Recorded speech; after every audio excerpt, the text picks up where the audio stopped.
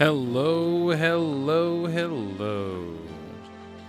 Welcome back to the FoundryVTT series here with your boy, GM Lee. So, we'll go ahead and get her started here. Go ahead and turn down the music a bit. Alrighty. Keep me nice and high. Well, actually, we'll just keep that up. Turn down the music here. There we go. A little BGM for you. And we'll go ahead and switch her back. So, we have FoundryVTT in front of us. I'm not sure why it's not taking the whole screen. There we go.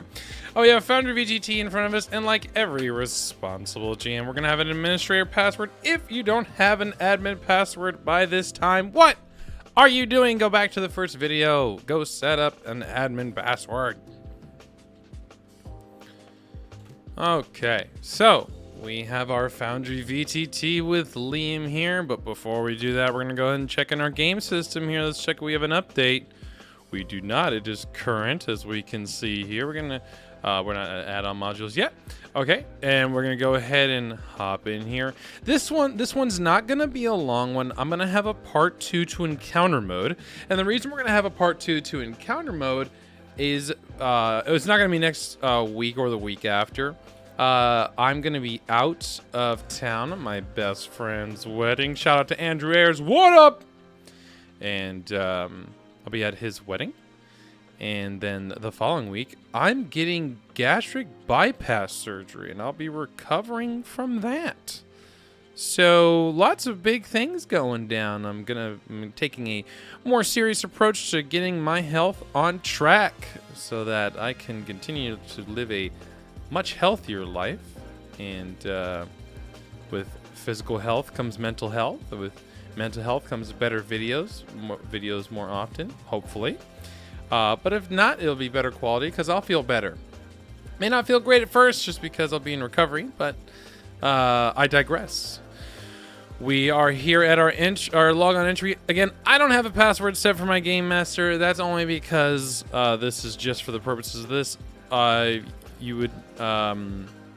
shown in video 1 where to go set a GM password, which I highly suggest. So today we do have a map, nice, pretty map.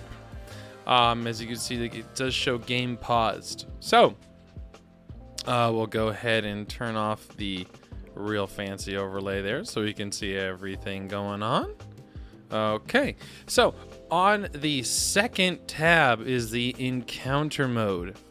Now, if you have multiple maps, especially if you're someone coming from Roll20, you're used to having multiple maps at the same time. They may not be active, or you might only have all the players on one at a time, or you might have it split 2-2, or whatever you're doing. Either way, you're gonna have multiple maps made ahead of time if you're a responsible GM, and in Roll20 or even in Fantasy Grounds, the initiative is shared for the whole game going on. In FoundryVTT, what I can show you here is if I duplicate this real quick. So let me go ahead and toggle the navigation here. What you'll see here is so if you see at the top left, we see test and test copy. Test has that little target on it. That means that the players are on this map. This is considered the active map right now. But with the encounter mode, which is the fist button here, each token, you can either left click and drag over both of them and select both of them like that. You can see they're both selected with a little orange. Or you can right click on each one and hit this button here, toggle combat state. You can't see the little pop out because it's a script pop up, so you won't see it on the on the video here, but it says toggle combat state. You'll see if I click on here, boom, she's put into the encounter. You can see that it's not started. Not started. And then with here, or with this PC, we can come click down here. Boom. Not started yet. And then the other buttons we have here are we can create an encounter. Oh, there's 2 encounters on this map going on at the same time. Yes, on this. So what this is per scene. Per scene. We call maps scenes in FoundryVTT. So we have test and test copy. So if we go over here, you'll notice there's no active encounter. So what that means is like an epic, you know, if you want to have because I've had this going before, I've actually had a 3-way battle going on, and granted, at the time I did that on roll 20. I just had 3 separate initiatives. I wrote them down physically because roll 20 couldn't do that. With this, you can have not only encounters per scene. Sorry, I'm so used to saying map. You can have a different encounter going on per scene, and you can have multiple encounters per scene. Which means if we were to, let's say, let's go ahead and do this. Let me just, Callie 2. Right, so if Callie were to be in her own fight over here, that has nothing to do with the fight over here, or the encounter going on. So what's cool about that is so both of these are so we have so let me continue. We have the other buttons here. This one on the left is the roll all button. This also rolls for your players, which I generally don't do because my players like to roll for themselves. The one to the right of that is roll all NPCs. This includes any GM-controlled PCs are also considered NPCs for your... No, they're not. I take that back. I'm sorry. Then we have the Reset Initiative button. Reset Initiative is for people who like to... reset initiative after every round. There are some people who like to... play where you roll initiative every single round. That's what that button is for. And then of course we have some settings here. You'll see tracked resource, and then skip defeated. I always have skip defeated enabled. So one thing that's pretty common to do here is a lot of people will go to the AC value of the creature and then use that, and you'll see why here in just a second. We'll go ahead and we'll just do roll all here. Oh, we can see that each of their AC is 10, and the way we can double check that is, oh, there's 10 AC. Let's just put on a fake modifier here. We'll just call it test, and we'll call it an untyped modifier here. And after we begin the encounter, you can see here we're in round 1. Her AC is updated. If something is to update your AC, whether you're shield blocking or something of the sort, all you need to do is toggle back and forth and it'll update. So I'll go ahead and show you that real quick. If we were to update her AC in the middle, we'll call it a proficiency. We'll call it a nope penalty. So she has her -1 nope penalty. You'll see here on the initiative, it doesn't change if we just toggle back and forth real quick. Oh, it updated just like that. So when you're putting on, which we'll get to much later, putting on spell effects, bonus, like status bonuses, aid bonuses, anything like that, making those changes on the fly is not going to update on that person's turn. Or I should say, if it's that person's turn, yeah, it won't update. So you'll have to either toggle it back and forth real quick, or you know, just keep that in the back of your mind. Again, I don't think it's too bad to just toggle back and forth so that you can see the update, and it's good to go. Especially if you're talking about like boss creatures and people piling on a bunch of conditions and all that fun stuff, or bosses piling on conditions to players. Because they'll be like, wait, well, my AC showing this, why didn't I get a, or like in the, I'm sorry, yeah, let me get to that. The encounter tracking setting, only you as the GM can see ACs of creatures that the players don't have access to. So if you let players see other players' ACs, then they'll see them, but they won't see the enemy's ACs, even if they update.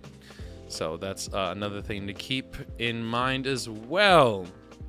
Okay, so with all that done, like I said, we have Callie over here. She still hadn't even rolled. So we'll go ahead and roll that for her. And initiative rolls look like this. It'll show you like bonuses if they have any. Wow, these guys rolled crazy initiatives. 2019 and 19. Wow. But anyway, so we can see here that, let's say, so we have on the left we have previous round, on the far right we have next round. So let's say we go to round 5. We'll see here, still haven't even begun the encounter. So this separate fight over here in this room, oh, we can now begin that encounter. So with that, we also have these 2 icons next to the tokens. So what these do is you can hit invisible, and none of the players will see this person in the encounter table. If they're dead, it'll put a little dead marker here, and you'll see that even if I hit next, it doesn't have anywhere to go because we chose skip defeated. So if there's no one else in the turn, then good to go. So with this here, we can go ahead and hit that. Another thing we can do, we don't have anyone selected here. You can see that when I hover over Callie, it highlights her token blue and crawls blue when I hover over his. That's another thing to keep in mind. We can also double click, we can single click and it'll drag it to the center of the screen. So we can easily figure out, and it'll select them too. Unlike hovering over, it'll also select them.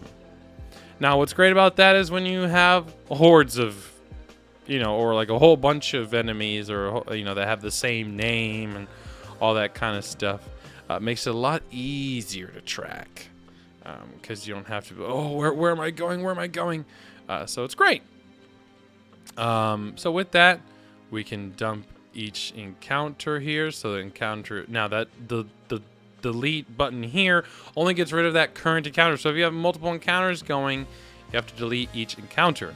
But again, that's how that works there. So we'll go ahead and delete the encounter and just hit end on the encounter here. And that is the encounter, the basics of the encounter system.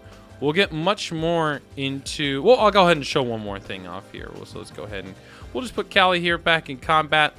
So we'll go ahead and zoom in here. Look at her playing that harp.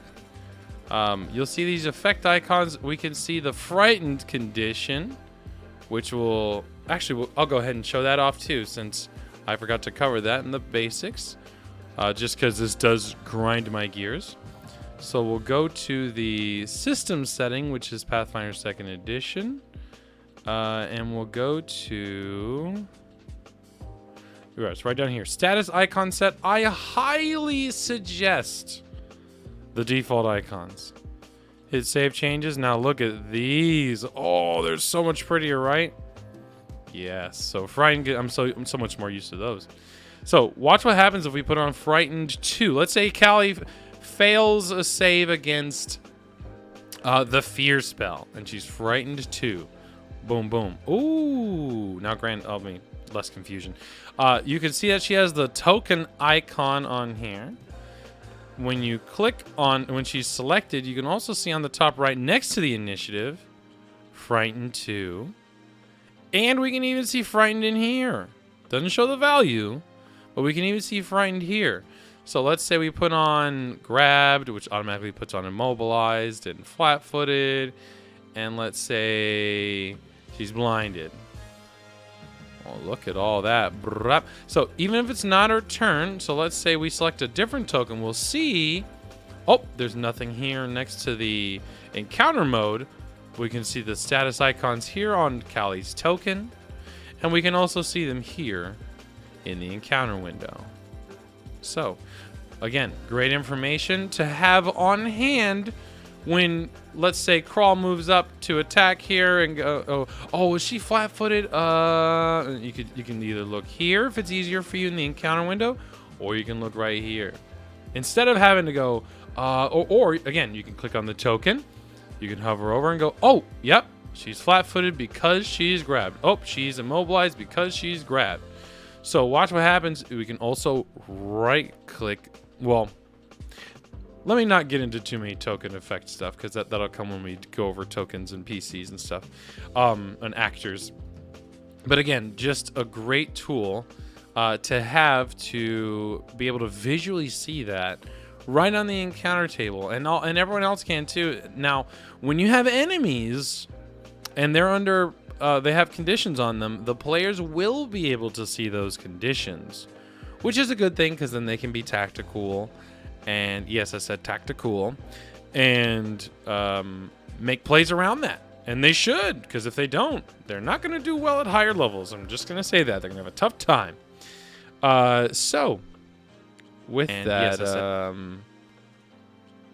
that's really all I have for basics of encounter mode. Again, we'll get to a much heavier encounter mode when we get to when the whole basis of the right paint has been covered and people understand, or you guys understand, how actors work, how to manipulate them so that it's not confusing when we get there.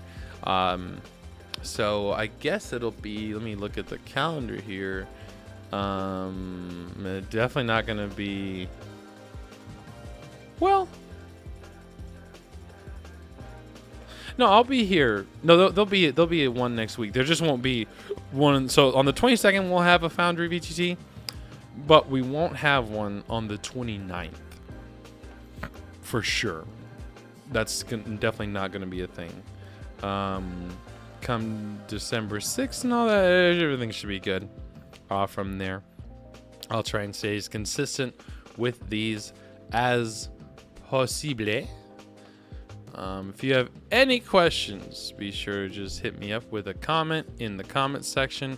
If you think it's an advanced question, I'll be more than happy to answer those too. Or even if you don't have questions about encounter mode, you just have any question about FoundryVTT, please post them. I'll be more than happy to answer them. And with that, I'll see you all in the next one.